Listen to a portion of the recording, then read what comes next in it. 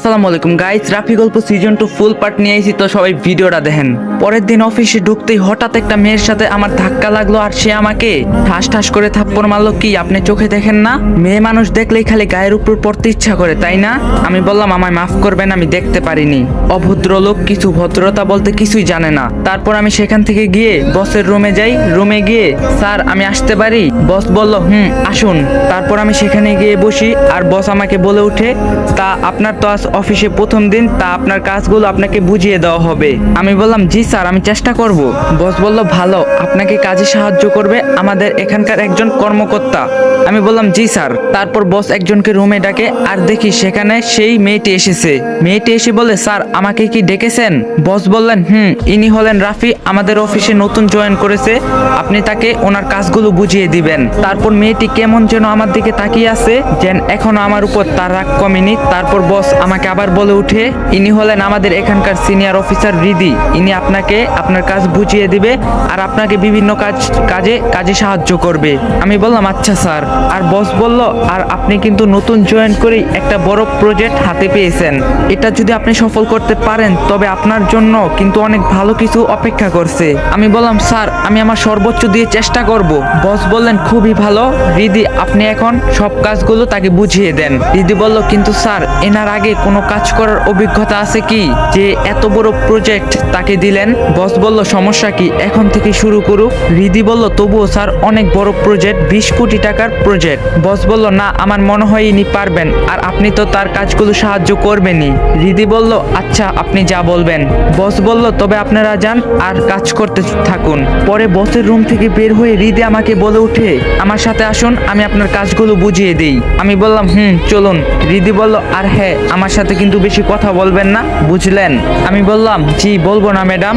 রিদি বলল মনে থাকে যেন, আমার সাথে আসুন। তারপর আমি রিদির পিছনে পিছনে যাচ্ছি, তখনই রিদি সিঁড়ি দিয়ে উঠতে পা পিছলে যেই না পড়ে যাবে, তখনই আমি তাকে ধরে ফেলি। সে তখন আমার কোলে, আর আমি তার কোমরে হাত দিয়ে আসি। তারপর সে আমার দিকে কিছু সময় তাকিয়ে থাকে, আমার থেকে নিজেকে ছাড়িয়ে নিল। মুহূর্তের মধ্যেই যেন তার গাল দুটো লাল লাল টমাটোর মতো হয়ে গেল লজ্জায়। তারপর আমাকে না দেখার ভান করে বলল, দাঁড়িয়ে কি দেখছেন, আমার সাথে আসুন।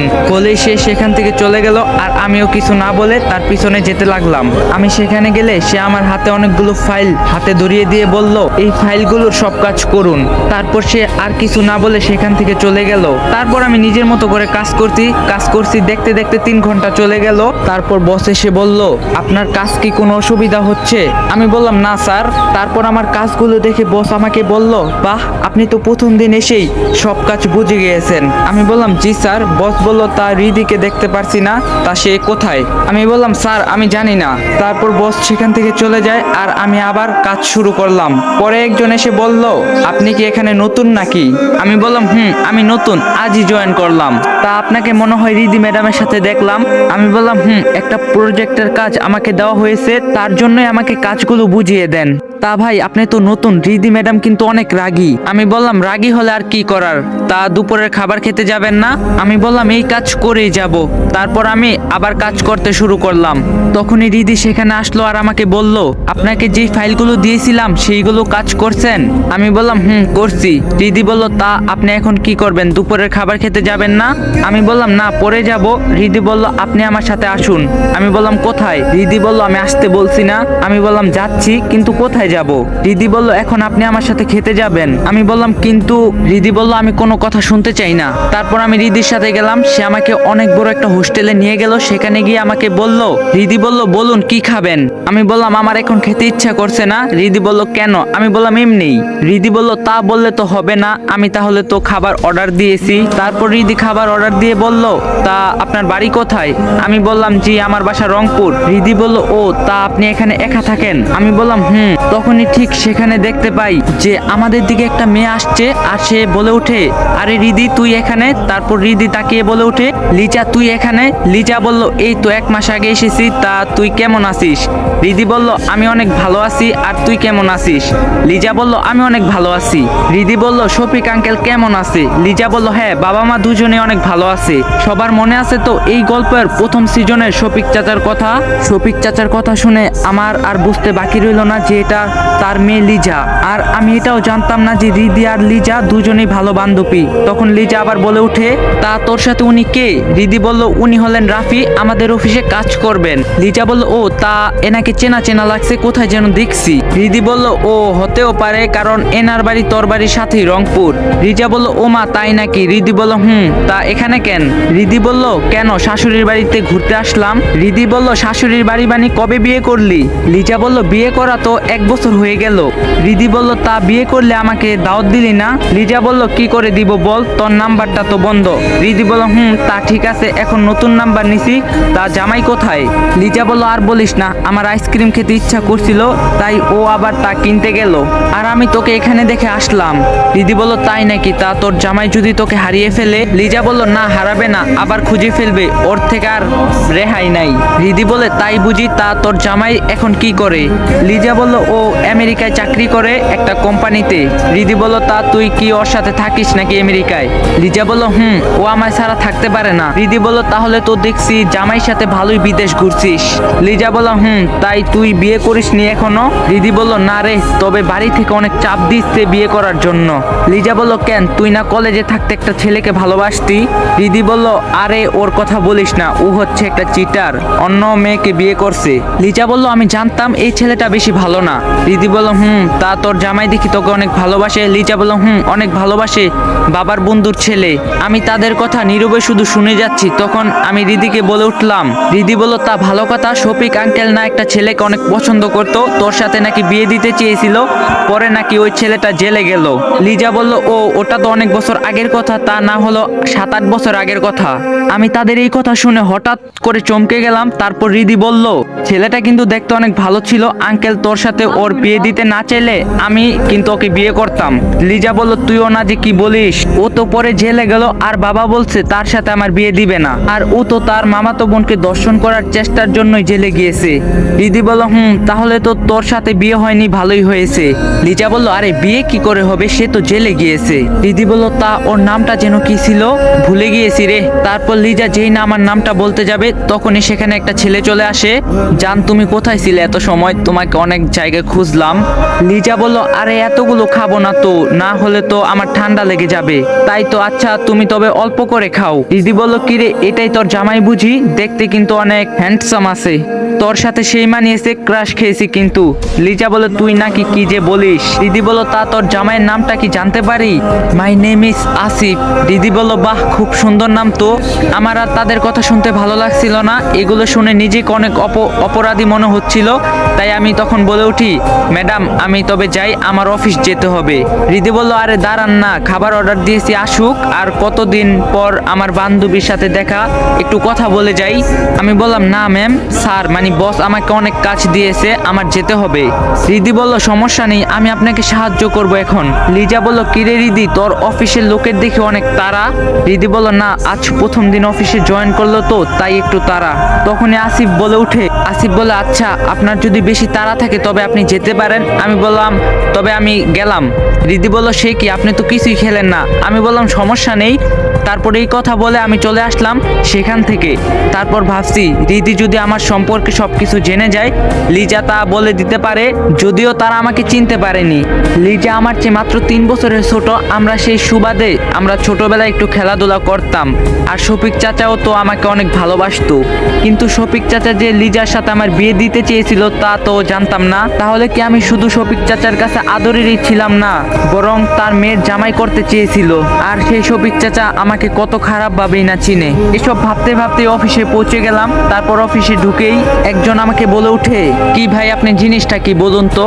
আমি বললাম, কেন, আমি আবার কি করলাম? কি করেন নাই বলুন? যে রিদি ম্যাডামের সাথে আমরা কথা বলতেও ভয় পাই, আর সে আপনাকে নিজে ডেকে খাওয়াতে নিয়ে গেল। আমি বললাম, কেন, এতে কি হয়েছে? কি হয়নি বলুন? ম্যাডাম হচ্ছে এই অফিসের সবার ক্রাশ, শুধু কি আমাদেরই, এই অফিসের বসের ছেলে পর্যন্ত তার পিছনে ঘোরে। আমি বললাম, ভাই আমি এসব কিছু বুঝি না, আমি এখানে কাজ করতে এসেছি আর আমার কারো পিছনে ঘোরার দরকার নেই। তাহলে তো আপনার তো আরো ভালো, ম্যাডাম আপনার উপর তাহলে ক্রাশ খাইছে। আমি বললাম ভাই আপনি যান তো এখান থেকে প্লিজ, আমার কিছু ভালো লাগছে না। তারপর সে চলে গেল আর আমি ভাবছি অন্য কথা, আমার বাবা মা কেমন আছে, আমার আজ যেন কিছুই ভালো লাগছে না। তারপর অফিসের কাজ করছি, রিদি এখন আসেনি। হঠাৎ করে আমার চোখ পড়ে ক্যালেন্ডারের উপর, এ কি আজ তো 27 অক্টোবর, আজ তো আমার জন্মদিন। তাহলে কি থেকে আমার 9তম জন্মদিনের আগে কি আমি জেলেই কাটিয়েছি? হায় রে, আমার জীবন দেখতে দেখতে 8 বছর গেল, কত কিছুই না জীবন থেকে হারিয়ে ফেলছি, আর কখনো এই সময় ফিরে পাবো না। তারপর রিদি আসলো অফিসে আর এসে আমাকে রাগী গলায় বলল, আপনি আমার মুখের উপর কোন সাহসে কথা বলেন, চলে আসলেন? আমি বললাম আসলে ম্যাডাম, রিদি চুপ, একবারে চুপ। আমি আপনাকে আমার সাথে করে নিয়ে গেছি বলে কি আপনার এত দাম বেড়ে গেছে? আমি বললাম না ম্যাডাম, সেখানে ভালো লাগছিল না। রিদি বলল সেটা তো আমাকে বলে সেখান থেকে চলে আসতে পারতেন। আমি বললাম সরি ম্যাডাম, আর হবে না। রিদি বলল কিছু কি খেয়েছেন? কিছু খাইনি, তবু বললাম জি খেয়েছি। রিদি বলল আচ্ছা তাহলে কাজ করেন, আর কোনো সমস্যা হলে বললেন। তারপর আমিও কাজ করছি, যদিও অনেক কাজ কঠিন, করতে পারছি না, তবু আমার পারতেই হবে। তারপর কাজ শেষ করতে করতে এক সময় দেখি রাত 9টা বেজে গেছে। তারপর আমি তাড়াহুড়ো করে সবকিছু গুছিয়ে অফিস থেকে যেই না বের হব, তখন রিদি আমাকে বলে উঠে, আপনি এখনো অফিস থেকে যাননি? আমি বললাম না ম্যাম, আসলে সব কাজ করতে করতে একটু বেশি সময় লেগে গেছে। রিদি বলল তা ভালো, এখন তো দেখি অফিসে কেউ নেই, সবাই চলে গেছে। জি ম্যাম, আপনি তো জাননি। আমি রিদি বলল আমার একটু কাজ ছিল, তা আপনি কি এখন বাড়িতে যাবেন? আমি বললাম রিদি বলল তা বাড়িতে গিয়ে কি করবেন? আমি বললাম কি আর করব, ঘুমাবো। রিদি বলল আচ্ছা চলুন, আমি আপনাকে গাড়ি দিয়ে এগিয়ে দেই। আমি বললাম আপনি কেন আমাকে এগিয়ে দিবেন? রিদি বলল কেন, আমার সাথে যেতে আপনার কি কোনো সমস্যা? আমি বললাম তা না, আমি একাই যেতে চাচ্ছি। রিদি বলল আমি না হয় আজকে আপনাকে এগিয়ে দিলাম। তারপর আমি আর কিছু না বলে তার সাথে গাড়িতে গিয়ে বসলাম। তারপর সে গাড়ি চালাচ্ছে, তখন সে আমাকে বলে উঠলো, আপনার বাড়িতে কে কে আছে? আমি বললাম কেউ নেই, আমি একা। রিদি বলল তাহলে আপনার এত তাড়া কেন বাড়িতে যাওয়ার? আমি বললাম আমার আসলে বাড়িতে তাড়াতাড়ি যেতে হয়। রিদি বলল আজ না হয় আমার সাথে এক জায়গায় চলেন। আমি বললাম কোথায় যাব? রিদি বলল এমন কেন করছেন, দেখলেই বুঝতে পারবেন। আমি বললাম না ম্যাম, আমাকে তাহলে এখানে নামিয়ে দেন, আমি এখন কোথাও যেতে পারবো না। রিদি বলল আগে চলেন না। তারপর আমি আর কিছু না বলে তার সাথে যেতে থাকি। জানি না সে আমাকে কোথায় নিয়ে যাচ্ছে। 10 মিনিট পর রিদি গাড়ি থামায় আর আমাকে নামতে বলে, কিন্তু রিদি আমায় এমন জায়গায় নামায় যে তা দেখার পর আমার চোখ কপালে উঠে গেল। রিদি আমাকে একটা নাইট ক্লাবের সামনে নিয়ে আসলো, যেখানে কিনা ছেলে মেয়েরা অনেক খারাপ পোশাক পরে মদ খেয়ে মাতাল হয়ে নাচ গান করছে, আরো কত রকমের খারাপ কাজ নাই করছে। না বললেই ভালো। আমি তা দেখে অবাক হয়ে বললাম, ম্যাম আপনি আমাকে এটা কোথায় নিয়ে আসলেন? রিদি বলল কেন, দেখতে পাচ্ছেন না কোথায়? আমি বললাম ম্যাম, এসব খারাপ জায়গায় আমি এসবে যাই না, আমি ফেরত গেলাম। রিদি বলল প্লিজ একটু থাকুন না, আমার অনেক বান্ধবীরা এখানে এসেছে তাদের বয়ফ্রেন্ডের সাথে, তাদের সাথে একটু মজা করে চলে যাবে, আপনি থাকিয়েন সাথে। আমি যেই না ফেরত যাব ঠিক তখনই রিদি আমার হাতটা ধরলো আর আমাকে বলে উঠে, এমন কেন করছো? আরে বেশি সময় থাকবো না, প্লিজ আসো। আমি বললাম এ কি, আপনি আমার হাত ধরছেন কেন, আর আপনি আমাকে তুমি করেই বা বলছেন কেন? রিদি বলল কেন, বললে সমস্যা কি? তুমি না হলে বলো আমাকে তুমি করে। আমি বললাম ম্যাডাম আপনি কি পাগল হয়ে গেলেন নাকি, এসব কি বলছেন? রিদি বলল আমি পাগল হইনি, তুমি এখন আমার সাথে ভিতরে আসো। তখনই একটা মেয়ে সেখানে চলে আসে আর বলে, কিরে রিদি, তুই এতদিন পর এখানে তো আর আসিসই না। রিদি বলল অনেক কাজের চাপে থাকি তাই আসি না। তা ওটা তোর পাশে কে? ও রিদি যা বলে তা শুনে আমি পুরো অবাক হয়ে যাই। সে বলে কেন, এটা আমার বয়ফ্রেন্ড। বাহ, অনেক সুন্দর দেখতে তো। তো তাড়াতাড়ি ভিতরে আয়, সবাই তো সেখানে আছে। তারপর মেয়েটি সেখান থেকে চলে গেল। তখনই আমি তাকে বলে উঠি, রিদি ম্যাম আপনি কেন এই মেয়েটাকে বললেন আমি আপনার বয়ফ্রেন্ড? রিদি ম্যাডাম বলল কেন, বললে কি হয়? আমি বললাম অনেক কিছু হয়, আর আপনি যে এখানে এসে এরকম খারাপ কাজ করছেন তা কি ভালো হচ্ছে? রিদি ম্যাডাম বলল তোমাকে এত ভালো মন্দ বুঝতে আসতে হবে না, এখন তুমি আমার সাথে আসো। আমি বললাম আমি আপনার সাথে যাব না। কি, তুমি যাবে না আমার সাথে ভিতরে? আমি বললাম কখনই না, আমি এরকম পাপের দুনিয়াতে যেতে চাই না। রিদি বলল তুমি যদি এখন আমার সাথে না যাও তবে আমি তোমাকে চাকরি থেকে বের করে দিব। কথা শুনে আমি সাথে সাথে থমকে গেলাম আর বললাম প্লিজ এমনটা করবেন না, আমার চাকরিটা খুবই দরকার। রিদি বলল তবে আমার সাথে ভিতরে চলো। আমি বললাম যেতে পারি, তবে একটা শর্তে। রিদি বলল কি শর্ত তোমার? আমি বললাম আমি আপনার সাথে ভিতরে গেলে আমি এক পাশে দাঁড়িয়ে থাকবো আর আপনি আমাকে সবার সামনে কিছু বলবেন না। রিদি বলল আচ্ছা বুঝলাম, চলো তো আগে। তারপর রিদি আর রাফি নাইট ক্লাবের ভিতরে গেল। সেখানে সবাই অশ্লীল পোশাক পরে মদ খাচ্ছে, আরো ছেলে মেয়েরা যে কি কি করছে এসব দেখে রাফি যেন মুহূর্তের মধ্যেই আরো চিন্তায় পড়ে গেল। আসলে এই গল্পটা এই পর্যায়ে তুলে ধরতে অনেক আসলে আপনারা কেউ খারাপ চোখে দেখবেন না, এটা শুধুমাত্র গল্প, তাই কিছু মনে করবেন না। যাক, গল্প শুরু করা যাক। তারপর রিদিও তার বান্ধবীদের সাথে মদ খাচ্ছে আর নাচানাচি করছে। তারপর রিদির আরেক বান্ধবী বলে ওঠে, কিরে রিদি, তোর বয়ফ্রেন্ড তো দেখি শুধু দাঁড়িয়ে আছে কিন্তু কিছু করছে না। তখনই রিদি আমার কাছে এসে বলে, এ কি তুমি এভাবে দাঁড়িয়ে আছো কেন? আসো না আমাদের সাথে। আমি বললাম ম্যাডাম, আমার কিন্তু আপনার সাথে এরকম কথা ছিল না, আপনি আমার শর্ত মানছেন না।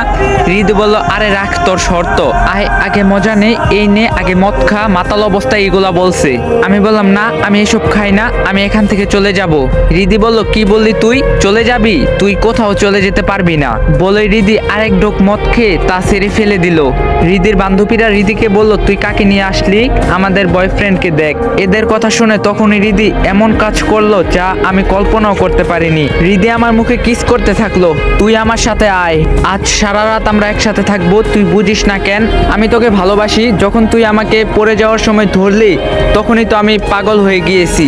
আয় না, তোকে একটু আদর করি মাতাল হয়ে। তো গাইস, আমি আমার পক্ষ থেকে সরি, বাট আমার কিছু করার নাই, এটা ভিডিও কইতে হইব। তো আপনারা জাস্ট এটা গল্পর মতোই নিয়েন, কেউ আবার সিরিয়াসলি নিয়েন না। তখনই আমি ঠাস ঠাস করে রিদিকে দুইটা থাপ্পড় মারি। নিজেকে কি ভেবেছেন আমি আপনার কেনা গোলাম? যা বলবেন আর আমি তাই করব?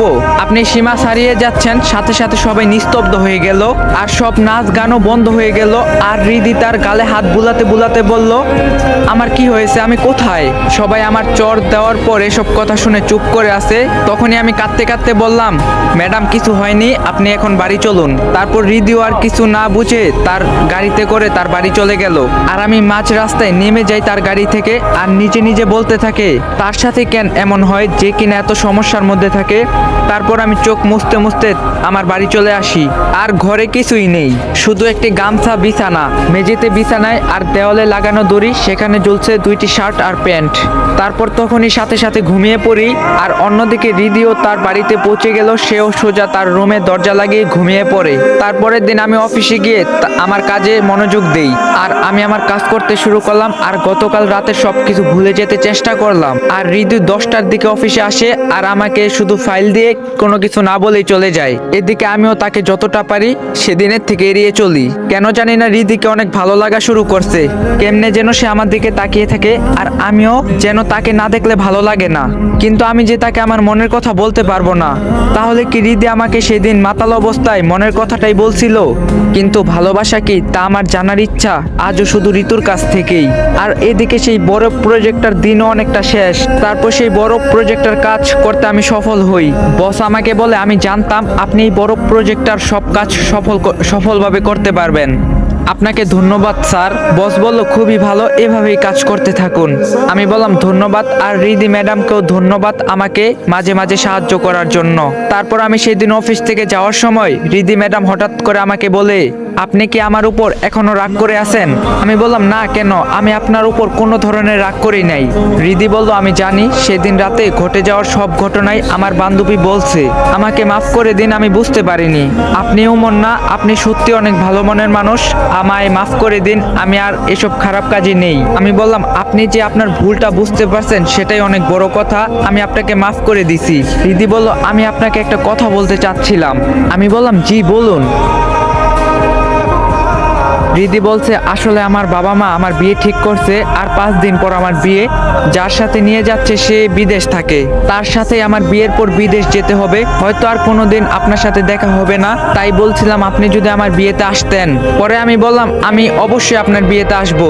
রিদি বলল, সত্যি বলছেন তো? আমি বললাম, অবশ্যই আসবো। তারপর 5 দিন পর রিদির বিয়ে হয়ে গেল। তবে আমি কি তাকে সত্যি ভালোবাসছিলাম নাকি জানি না, তবে আজও ঋতুকে ভীষণ ভালোবাসি আমি। হয়তো তাই আমার রিদি রিদির জন্য মনে কোনো জায়গা রাখতে পারিনি। রিদির বিয়েতে লিজা শফিক চাচার মেয়ে এসেছিল, তবে প্রতিবারই আমি নিজেকে তার থেকে লুকিয়ে রাখছিলাম যদি কখনো সে চিনে যায় তাই বলে। তারপর রিদির বিয়ে শেষ হয়ে গেল, আমি আবার বাসার দিকে হাঁটা শুরু করলাম। পুরো রাস্তায় কেউ নেই, আজ যেন ভালোই লাগছিল অনেকটা। তখনই হঠাৎ আমার চোখে একটা ব্যাগ পড়লো, পাশে তেমন কোনো লোকজনও নেই আর ব্যাগটি পড়ে থাকে রাস্তায়। তারপর আমি সেই ব্যাগের কাছে যাই আর দেখতে পাই যে একটা অফিসিয়াল ব্যাগ, আর ব্যাগটা অনেক বড়। আর আমি যখন ব্যাগটা খুলি তখন পুরো অবাক হয়ে যাই। আমি দেখতে পাই সেই ব্যাগে কিছু কাগজ আছে আর অনেক টাকা। এত টাকার বান্ডিল দেখে আমি অবাক হয়ে যাই, সেখানে না হলেও 1 কোটি টাকার উপর টাকা হবে। তারপর আমি সেই টাকার ব্যাগ নিয়ে খুব সাবধানে বাসায় আসি আর দরজা বন্ধ করে আগেই সেই ব্যাগটা খুলি। এত টাকা কার হতে পারে শুধু ভাবতে থাকি। তারপর আমি ভাবতে থাকি এই টাকাগুলো নিয়ে আমি কি করব। তার একটু পরে ভাবতে থাকি আমার এই টাকাগুলো নেওয়া ঠিক হবে না, কিন্তু সে যদি টাকাগুলো তার নিজের কাছে রাখে সে রাতারাতি বড়লোক হয়ে যাবে। তারপর সে ব্যাগ নিয়ে অনেক চিন্তায় পড়ে যায়। এদিকে রাত অনেক গভীর, তখন সে ব্যাগে টাকার মাঝে হঠাৎ করে সেই কাগজগুলো দেখে আর সে দেখতে পারে যে এটা কোনো কোম্পানির হয়তো হবে আর সেই কাগজে তার ঠিকানাও আছে। তারপর রাফি বুঝতে পারে এটা কার টাকার ব্যাগ। তারপর সে সিদ্ধান্ত নেয় যে এই টাকাগুলো তার মালিককে ফেরত দেবে। তারপরের দিন সকালে রাফি সেই টাকার ব্যাগগুলো নিয়ে সেই ঠিকানায় পৌঁছে যায়। যদিও তার ঠিকানাটা খুঁজতে বেশি কষ্ট হয়নি, অনেক বড় কোম্পানি, যে কাউকে জিজ্ঞাসা করলে এর অফিসের ঠিকানা বলতে পারে।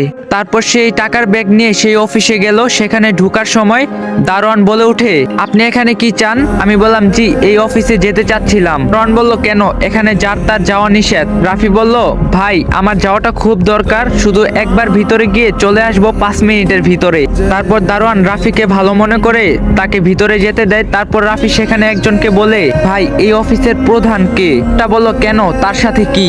রাফি বলল, আসলে ভাই, তার সাথে একটু দেখা করা দরকার ছিল। আপনার কাছে কি অ্যাপয়েন্টমেন্ট লেটার আছে? আমি বললাম, না ভাই, নাই তো। তাহলে তো দেখা করতে পারবেন না। রাফি বলল, ভাই, শুধু একবার দেখা করব, তার সাথে একবার শুধু দেখা করেই চলে যাব। না ভাই, সে এই কোম্পানির অনেক বড় অংশের মালিক আর এখানকার সিইও অনুমতি ছাড়া যাওয়া যাবে না। রাফি বলে, ভাই, একবার শুধু বলেই দেখেন না, যদি অনুমতি দেয়। আচ্ছা, আপনি এখানে দাঁড়ান, আমি স্যারের সাথে কথা বলে আসছি। স্যার অনেক কষ্টে রাজি হয়েছে, শুধু 1 মিনিট কথা বলবেন। আমি বললাম, আচ্ছা ঠিক আছে ভাই, আমি বেশি সময় নিব না। পর রাফি সেখানে যায় আর শুনতে পায় যে কেউ যেন তার সাথে কথা বলছে। আপনি কি করে এতগুলো টাকা হারাতে পারলেন? জানেন ওর সাথে কতই না গুরুত্বপূর্ণ কাগজ ছিল? স্যার, জানি না যে কি করে হারিয়ে গেল, কিছুই বুঝতে পারছি না। আমি কোনো কথাই শুনতে চাই না, আজকের মধ্যে কাগজগুলো সহ সব টাকা ফেরত দিবেন আমাদেরকে। রাফি বলল, স্যার, আমি ভিতরে আসতে পারি? তা আপনি কে আর কি চাই এখানে? রাফি বলল, স্যার, আমি কাল রাস্তায় একটা ব্যাগ খুঁজে পাই যেখানে আপনাদের এখানকার ঠিকানা লেখা আছে। স্যার বলল, কই দেখি তো। রাফি বলল, এই যে নেন আপনাদের ব্যাগ। স্যার বলল, আরে এই তো সেই ব্যাগ যে আমাদের অফিসের 2 জন লোক আমাকে বাড়িতে নিয়ে যাওয়ার সময় হারিয়ে ফেলছিল। রাফি বলল, হতে পারে স্যার, তাহলে আমি এখন আসি। স্যার বলল, আসি মানে? তুমি আমার এত বড় উপকার করলে আর বলছো আমি চলে যাব? রাফি বলল, না স্যার, এটা তো আমার কর্তব্য আর এই টাকাগুলো তো আমারও হতে পারতো। তুমি তো চাইলে টাকাগুলো নিয়ে যেতে পারতে, তা কেন নেওনি? রাফি বলল, কারণ স্যার, মানুষ কোনো বিপদে পড়লে তার অন্যজনের উপকার করা উচিত, আর এই টাকাগুলো নিলে তো সেটা অন্যকে একভাবে ক্ষতি করা হলো। আর সবচেয়ে বড় কথা, এগুলো তো আমার নিজের টাকা না, এগুলো শুধু তার মালিকের প্রাপ্য। তুমি জানো এই ব্যাগে কত গুরুত্বপূর্ণ কাগজ আর টাকা ছিল? রাফি বলল, না তো, আমার জেনে কাজ নেই, শুধু তার আসল মালিকের কাছে পৌঁছে দেওয়াই আমার দায়িত্ব। তুমি দেখি অনেক সৎ মানুষ, এই যুগে কি কেউ কারো এত বড় উপকার করতে পারে? তোমার নাম কি বাবা? জি, আমার নাম আব্দুল হুসাইন রাফি। তুমি এখন কি করছো? জি, আমি একটা কোম্পানিতে ছোট চাকরি করছি। তুমি যে আজ আমার এত বড় উপকার করলে, তবে তার বিনিময়ে কি চাও? রাফি বলল, আমি তো কোনো কিছু পাওয়ার আশাই আপনার কাছে আসিনি, তবুও তোমার মতো সৎ কাউকে তার কাজের মর্যাদা না দিলে যে তা হয় না। বলো তোমার কি চাই? রাফি বলে, আপনি খুশি হয়ে যা দিবেন আমি তাই নিব, আমার কোনো চাওয়া নাই। বেশ, তোমার মতোই বিশ্বস্ত ও সৎ লোক আমার দরকার। তুমি আজ থেকে আমার এখানে কাজ করবে এবং আমার সাথেই করবে। রাফি বলল, কিন্তু স্যার। কোনো কিন্তু নয়, প্লিজ তুমি আমার কথা রাখো। রাফি বলল, ঠিক আছে স্যার, আপনাকে অনেক ধন্যবাদ, আপনি আমার জন্য কত কিছুই না করলেন। এভাবে বলছো কেন? এটা তোমার সততার পুরস্কার। তারপর আমায় সেখানে অনেক বড় একটা পোস্টে তিনি আমাকে চাকরি দিল আর আমি আগের চাকরিটা ছেড়ে দিলাম।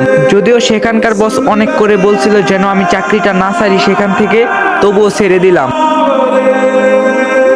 তারপর আমি সেই অফিসে কাজ করা শুরু করলাম, কিন্তু আমি যেখানে থাকি সেখান থেকে সেই অফিসটা অনেক দূর ছিল, তাই রোজ আসতে অনেক দেরি হচ্ছিল। তাই তিনি একদিন হঠাৎ করে বলে উঠে, রাফি তোমার কি রোজ আসতে কষ্ট হয়, তুমি প্রতিদিন দেরি করে আসো? রাফি বলে, আসলে স্যার আমি যেখানে থাকি সেখান থেকে এখানে আসতে অনেক সময় লাগে আর কি দেরি হয়ে যায়। তা সেটা তুমি আমাকে আগে বলবে না? আজ থেকে তুমি আমার বাড়িতে থাকবে। রাফি বলল, কি বলছেন স্যার, আমি আপনার বাড়িতে কি করে থাকবো? কেন তুমি আমার বাড়িতে এবার থেকে থাকবে মানে আমার সাথে? রাফি বলল, কিন্তু স্যার আপনার তো পরিবার আছে। তা কোনো সমস্যা নেই, তোমার মতো এত সৎবান কেউ আমার বাড়িতে থাকবে সেটাই তো অনেক। আর তুমি রোজ আমার সাথে অফিসে আসবে। তারপর আমি তার জোরাজুরিতে রাজি হলাম। পরে অফিস শেষ হলো, তিনি আমাকে তার সাথে করে তার বাসায় নিয়ে গেল। তার বাড়ি দেখে আমি আরো অবাক, এই যেন বাড়ি নয় পুরো রাজপ্রাসাদ। আর বাড়ির ভিতরটা যা সুন্দর তা তো বলার বাইরে। তারপর আমাকে নিয়ে তিনি বাসার ভিতর ঢুকলেন। একজন মহিলা আমাদের সামনে আসে, দেখতে অনেক সুন্দর, পরনে একটা সুন্দর শাড়ি, বয়সটা মাঝামাঝি মনে হয়, বোঝা যায় না, তবে তার কথা শুনে বুঝে ফেললাম এটা তার স্ত্রী। তোমাকে না বললাম আজ তাড়াতাড়ি অফিস থেকে আসবে? সরি বাবা, ভুল হয়েছে, আর দেরি হবে না। তোমার সাথে এই ছেলেটা কে?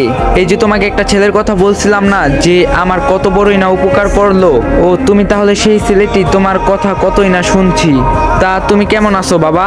রাফি বলল, জি আলহামদুলিল্লাহ ভালো আছি। এই যে শোনো, আজ থেকে ও কিন্তু এখানেই থাকবে, ওর আবার বাসাটা অনেক দূর হয় অফিস থেকে। তাহলে তো ভালোই হয়। তা বাবা তুমি ফ্রেশ হয়ে আসো। আমি বললাম আচ্ছা। তারপর আমি ফ্রেশ হয়ে আসি, আর একটা কাজের লোক আমাকে আমার রুম দেখিয়ে দিল। বিশাল বড় রুম, আর সেই রুমে কি না নেই। তারপর সেখানে আমি শুয়ে আছি, অনেক দিন পর শান্তিতে শুইলাম, অনেক নরম বিছানা বটে। পরে একজন লোক আমাকে নিচে ডাকলো, তারপর আমি নিচে গেলাম, দেখি স্যারের স্ত্রী সেখানে আমার জন্য বসে আছে। কি তোমার এত দেরি হলো যে, তাড়াতাড়ি এখানে এসো। তারপর আমি সেখানে বসি, আর আমাকে তার স্ত্রী বলে ওঠে, তা বাবা তোমার দেশের বাড়ি কোথায়? আমি বললাম, জি আন্টি রংপুর। তোমার বাবা মাও কি সেখানে থাকে? আমি বললাম, জি বাবা মা নেই আমার, সবাইকে হারিয়ে ফেলছি। হারিয়ে ফেলছো মানে?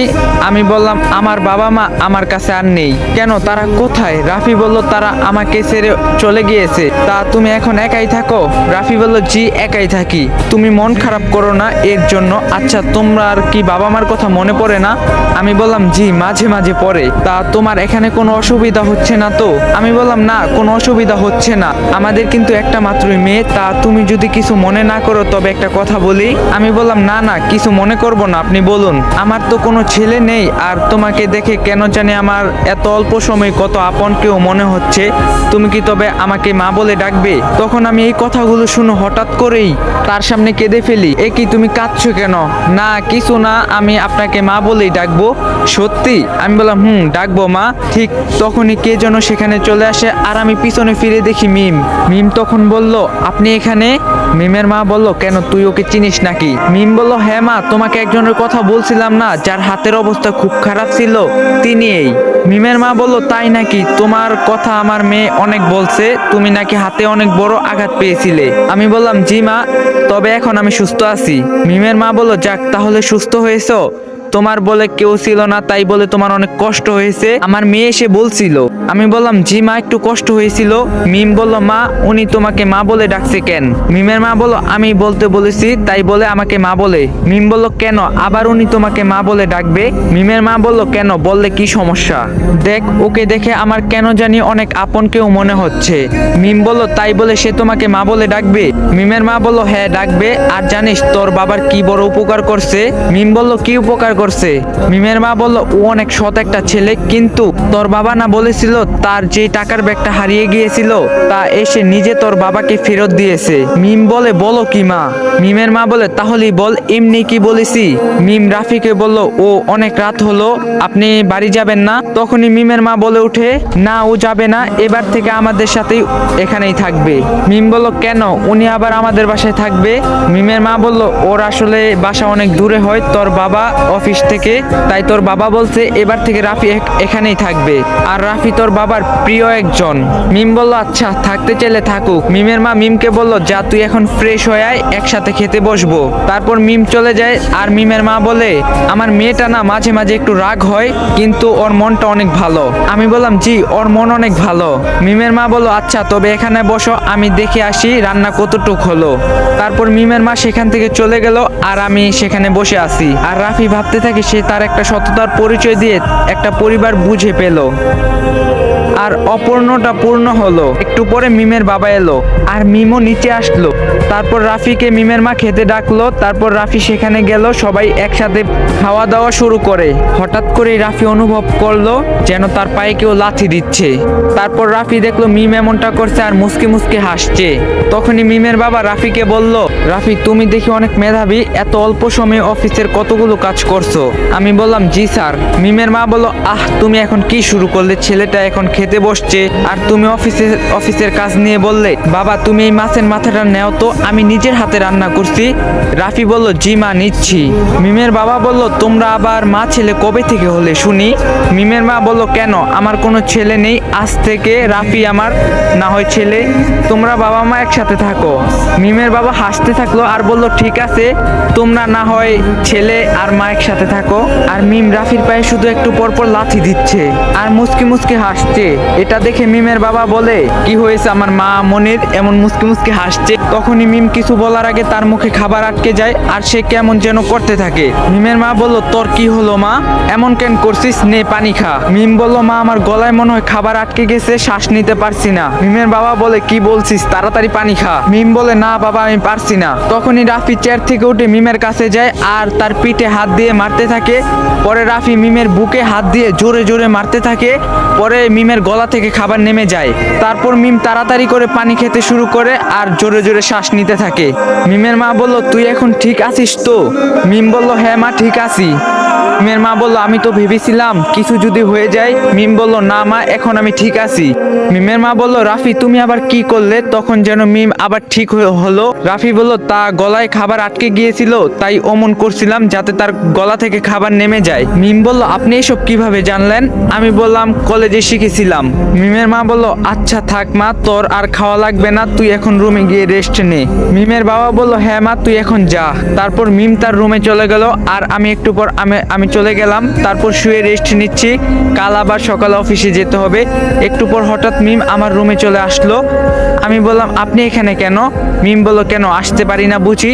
আমি বললাম, না আসতে পারেন, এটা তো আপনারই বাড়ি। মিম বলল, চুপ, আরেকটা কথাও বলবেন না। আমি বললাম, আচ্ছা কথা বলবো না। মিম বলল, থ্যাংক ইউ ভেরি মাচ। আমি বললাম, সেটা কিসের জন্য? মিম বলল, কেন আপনি যে আমার জীবন বাঁচালেন তাই। আমি বললাম, তা আবার কোথায় করলাম? মিম বলল, কেন এই যে আমার গলায় খাবার আটকে গিয়েছিল তার জন্য আমি শ্বাস নিতে পারছিলাম না। আমি বললাম, তো এটা আবার আমি কি করলাম? মিম বলল, তা মানে কে আপনি কি জানেন না এভাবে গলায় খাবার আটকে গেলে একটা মানুষ মারাও যেতে পারে, আর আপনি সেখানে থেকে বাঁচালেন। আমি বললাম, আপনি আমার জন্য যা করছেন তার কাছে এসব কিছুই না। মিম বলল, তা তো বললে হবে না, এখন এর জন্য আপনাকে একটা শাস্তি পেতেই হবে। আমি বললাম, এসব শাস্তি পরে হবে, আগে বলুন তো। তখন আপনি খাবারের সময় টেবিলের নিচ দিয়ে আমার পায়ে লাথি কেন দিছিলেন আর মুসকি মুসকি হাসছিলেন? আমার এই কথা শুনে মিম আবারও হাসতে লাগলো। আমি তার মিষ্টি দেখতে হাসি দেখতে লাগলাম। তখন সে বলল, তা হাসবো না কেন শুনি? আপনি আপনার টি শার্ট উল্টো করে পরছেন আর আপনাকে কেমন যেন দেখাচ্ছে। তারপর রাফি দেখে সত্যিই তো সে তার টি শার্ট উল্টো করে পরছে, কি লজ্জার একটা বিষয়। মিম বলল, কি জানা হলো এখন কেন হাসছি? রাফি বলল, তাই তো দেখছি। মিম বলল, তা এখন তো জানা হলো, এখন আপনার শাস্তি জানবেন না?